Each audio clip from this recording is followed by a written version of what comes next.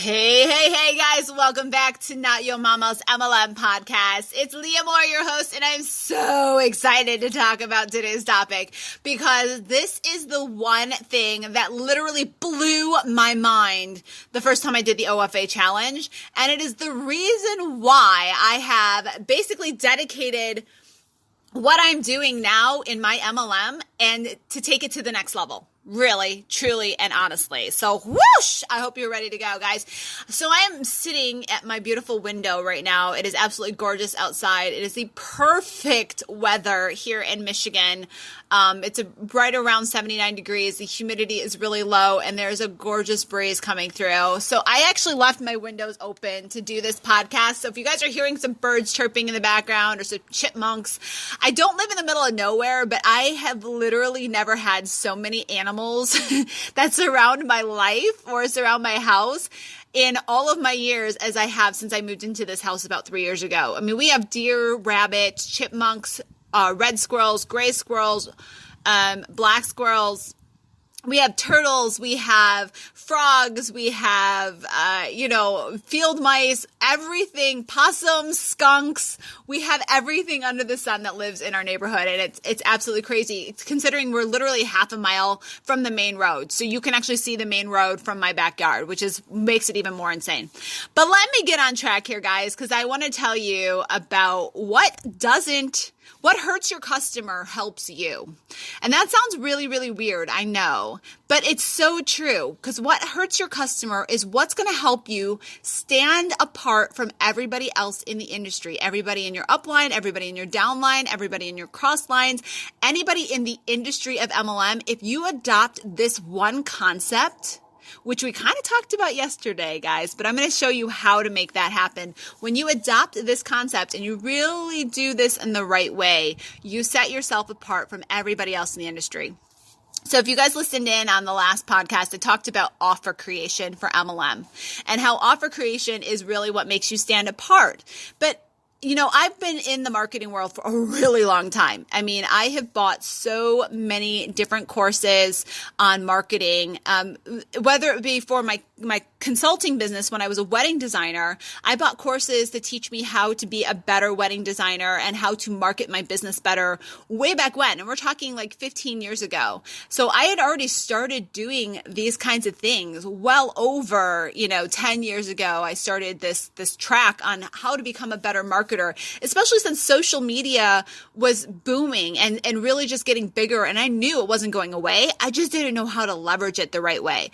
And so basically I got caught up in the minutia of all the busy work. Like, okay, you need to post something every single day and you need to post 3 times a day on this one and you need to shoot all these photos and you need to do all of this stuff. And, it was great information. I will say that because I didn't know any better. It was great information, but it was so daunting because there was so much stuff. And the biggest challenge was, what do I fill this void with? Like, what am I supposed to post 3 times a day about? What am I supposed to be? Hey guys, so I got a little sidetracked there. I think I've learned my lesson, but I was talking about what I would be writing my blog about, right? So there was this huge giant void on what I would write or what I would be posting about, and I never knew what to do. And as many suggestions as people had, it just didn't make sense. Oh, so like make a theme day. Today is going to be this day and tomorrow is going to be this day. And so then you're going to pick a topic related to that theme and you're going to write about that. And that would last for a week or two with me. And then I would get so bombarded with trying to find stuff to fill that void that it made it so challenging for me to actually even do. And ultimately, I admit to being lazy about things. And then this is one of those things that I just got lazy about. I stopped doing it because it didn't bring me joy. It didn't make me excited. I didn't get, I didn't get that contact high from it when I was doing the work because it wasn't me. It wasn't my voice. And that's really what it came down to.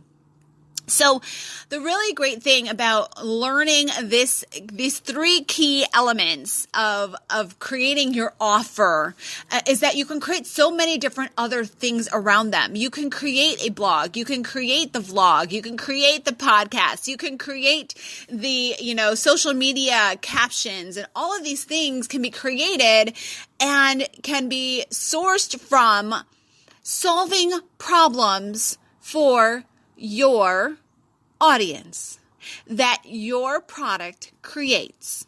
So regardless of whether we're talking about your opportunity or whether we're talking about a product that you're actually selling in your MLM, there are problems that come along. There are innate problems that come along with simply buying your thing. Right? So even just taking this podcast, for instance, when I started my podcast, I had the idea of starting a podcast because everybody else started a podcast, and this was something that everybody else was doing. Well, the first question that popped up in my mind, now that I've decided to buy a podcast or create a podcast, is, well, what platform do I use? How do I start podcasting? What do I talk about on a podcast? Do I need things, or can I just use my phone? Do I need a microphone?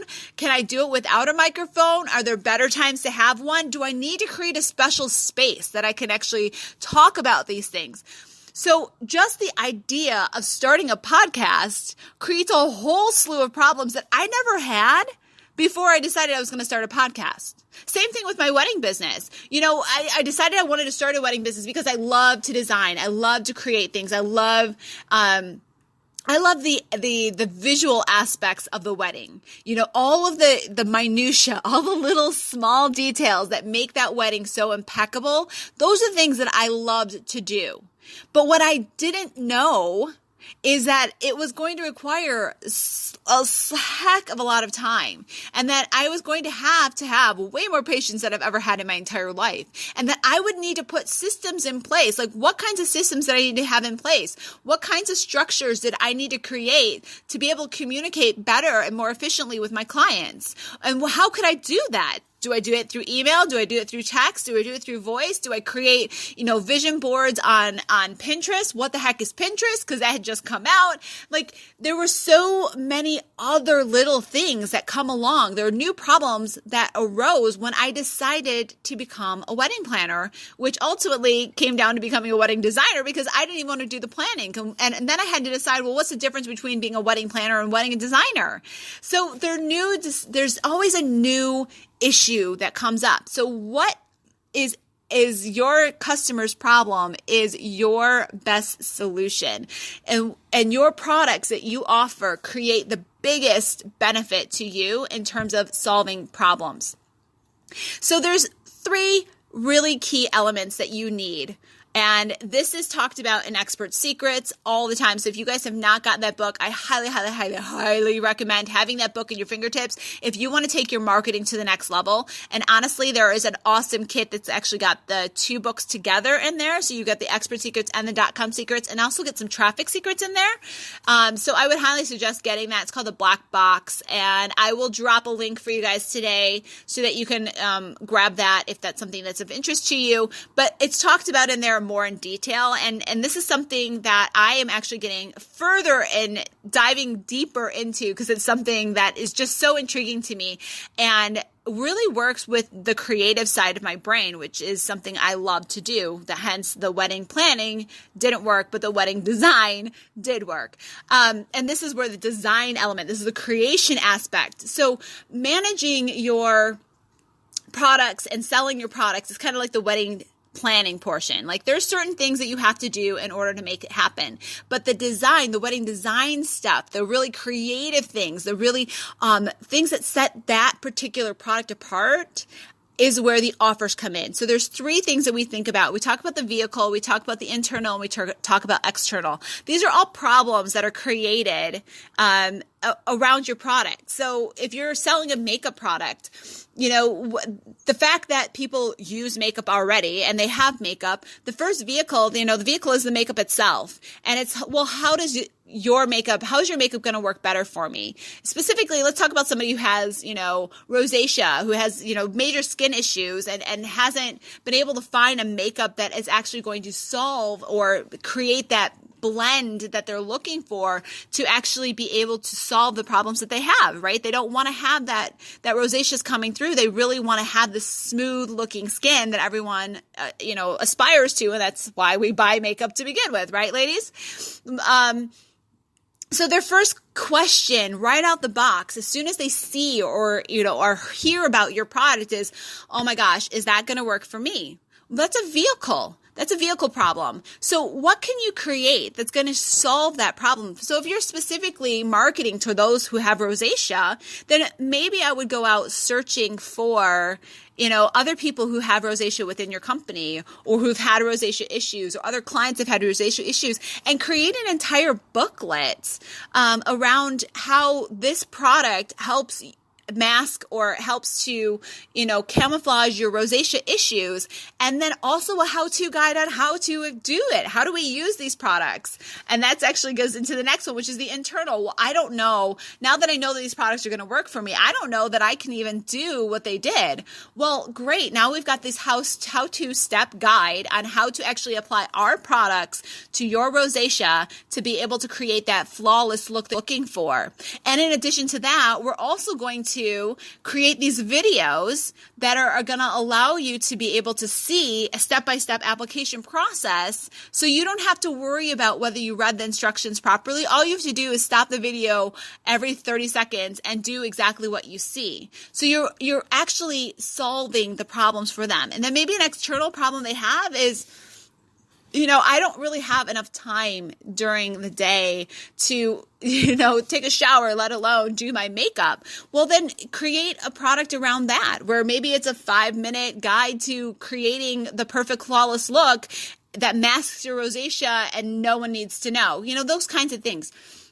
So the beautiful thing about mastering this offer creation, the best thing about mastering this, the idea of what to actually talk about. What are you able to create and how to create them? It's not just, I'm going to send you this guide and I'm going to do this and no, there's an actual purpose behind each of those elements.